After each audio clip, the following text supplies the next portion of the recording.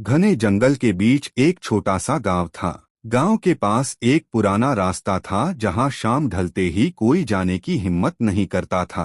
कारण था एक विशाल शेर जिसका गर्जन सुनकर ही लोगों की रूह कांप जाती थी। लेकिन उसी गांव में रहती थी आर्या, एक निडर और समझदार महिला।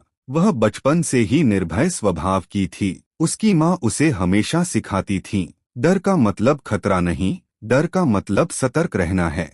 एक शाम गांव में एक बच्चा जंगल में खो गया। गांव वाले डर से उस रास्ते पर जाने की हिम्मत नहीं जुटा पा रहे थे, पर आर्या ने बिना सोचे कहा, वह बच्चा मेरा भी है, उसे मैं वापस लाऊंगी। सबने उसे रोका, लेकिन आर्या ने अपनी लालटेन उठाई और दृढ़ कदमों से जंगल की ओर बढ़ गई। जैसे ही वह जंगल के गहरे हिस्से में पहुंची, अचानक झाड़ियों में कुछ हिला। सामने वही भयानक शेर खड़ा था, आंखें लाल, सांसें भारी। सामान्य व्यक्ति होता तो डर से गिर पड़ता, पर आर्या ने अपनी जगह नहीं छोड़ी। वह धीरे धीरे पीछे हटने की बजाय आगे बढ़ी। उसने शेर की आंखों में देखा और शांत स्वर में बोली, मैं लड़ने नहीं आई, मैं बचाने आई हूँ। शेर ने गरजकर हमला करने जैसा कदम बढ़ाया, लेकिन आर्या के चेहरे पर न भय था न घबराहट। उसके साहस ने शेर को एक पल के लिए रोक दिया। आर्या ने देखा कि शेर के पंजे में कांटा चुभा हुआ है और उसी दर्द से वह उग्र हुआ था।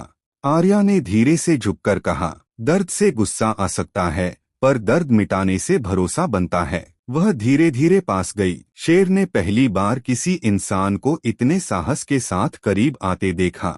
उसने प्रतिरोध नहीं किया। आर्या ने कांटा निकाल दिया। शेर शांत हो गया, मानो उसकी पीड़ा कम हो गई हो। उसी समय पास की झाड़ियों में खोया हुआ बच्चा रोते हुए मिला। आर्या ने उसे उठाया और शेर शांत भाव से उन्हें जाते हुए देखता रहा। जब आर्या गांव पहुंची तो पूरा गांव तालियों से गूंज उठा। सभी के लिए वह अब सिर्फ एक महिला नहीं थी, वह गांव की बहादुर रक्षक थी। उस दिन से वह रास्ता किसी के लिए डर का कारण नहीं रहा। लोग कहते थे, जहां साहस हो वहां जंगल भी अपना स्वरूप बदल देता है। और आर्या ने साबित कर दिया था कि सच्ची बहादुरी डर की अनुपस्थिति नहीं, बल्कि डर के बावजूद सही काम करने की शक्ति है।